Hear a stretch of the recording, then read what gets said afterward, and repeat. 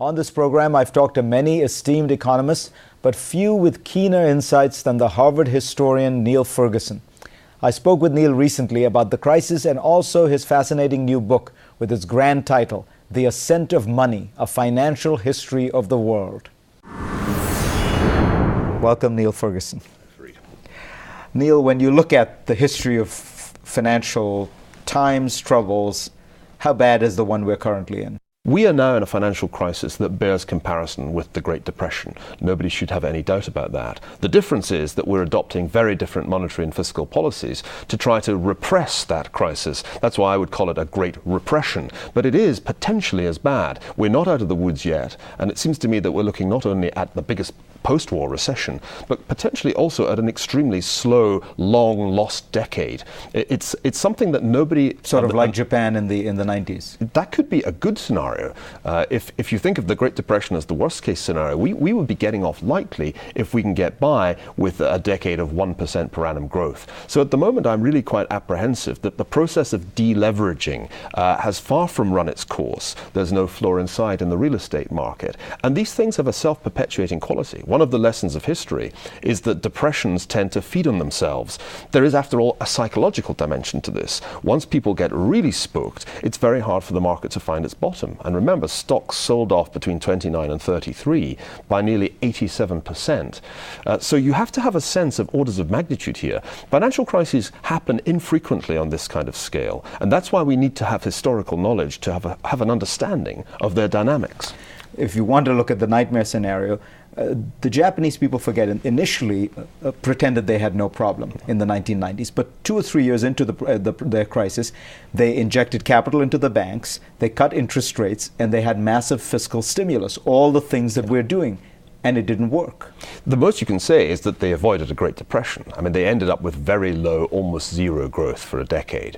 But, you know, that's a better scenario than what happened in the 1930s. Let's not forget that in the 1930s, the United States, and for that matter, Germany, saw unemployment of 25% of the civilian workforce, and output contracted by roughly a third, by roughly 30%.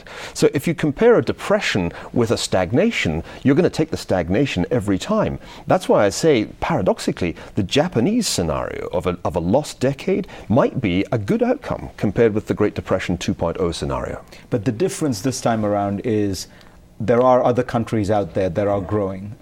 What does that mean? That China and India will probably have some reasonable growth rates despite all this? Well, that's the hope, but I'm not 100% convinced that this is going to work out.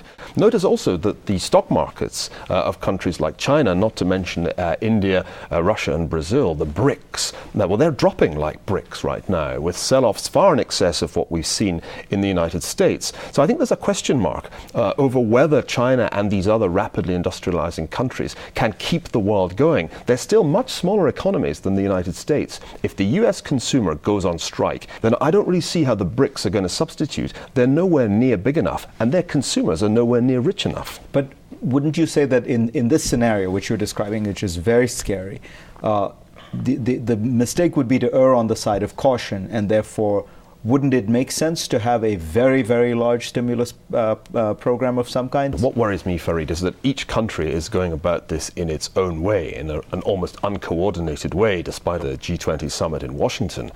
It's as if everybody's dusting down their copy of Keynes's general theory and embarking on a national stimulus package, just in the same way that each central bank is heading towards a 0% interest rate, but at its own pace.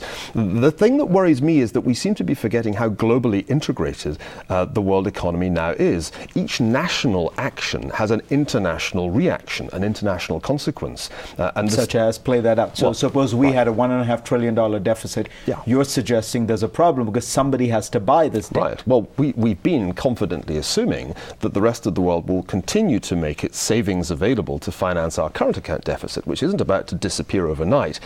Even if it's only a large federal deficit, a large government deficit, the money has has to come from somewhere, and $1.5 trillion is serious money in anybody's book. I mean, this is somewhere close to 10% of US GDP.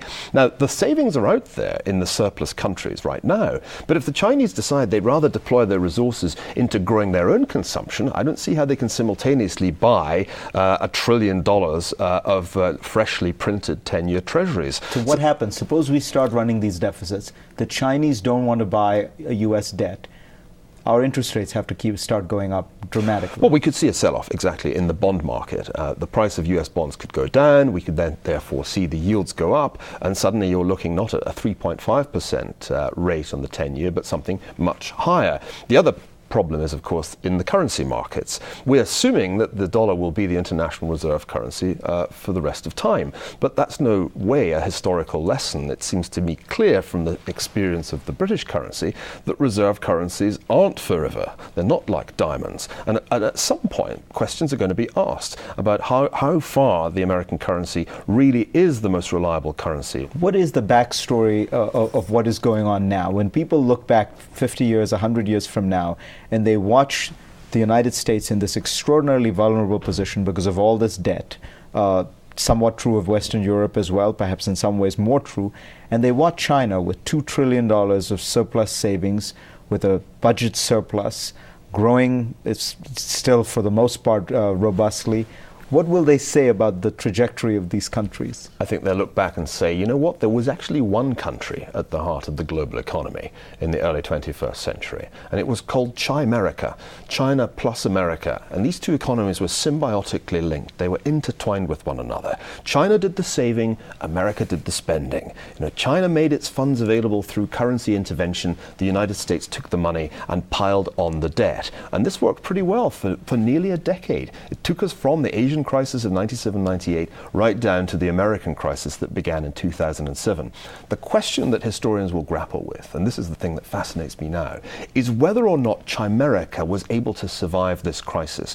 If China and America continue to interact economically, then it seems to me we're in with quite a good chance of avoiding another Great Depression. So but if the Chinese, in a sense, you mean the Chinese have to save America in this crisis? Well, somebody has to finance all of this borrowing, and somebody has to make sure that there are still markets for Asian exports. There is a reasonable argument for saying that the Chinese will continue to buy 10-year treasuries and other dollar-denominated securities in order to maintain the global trade that goes on between China and the rest of the world.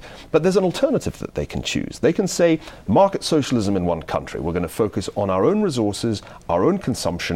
We're going to say goodbye to the world market and revert to being a rather introverted middle kingdom. It's happened before in history. It wouldn't be the first time. Now, if that happens, it's the end of globalization. If Chimerica turns out, if you'll forgive the pun, to be a chimera, then we really do risk being taken back to something like the 1930s. Because remember, the key to the Depression wasn't just the banking crisis or the stock market crash in the United States. It was the breakdown of globalization as a result of protectionism and a collapse of international trade. That's what made the Depression so protracted and so deep. And my worry is that we could inadvertently allow the same kind of thing to happen if there isn't adequate coordination between Washington and between Beijing. That's the key relationship that future historians will talk about.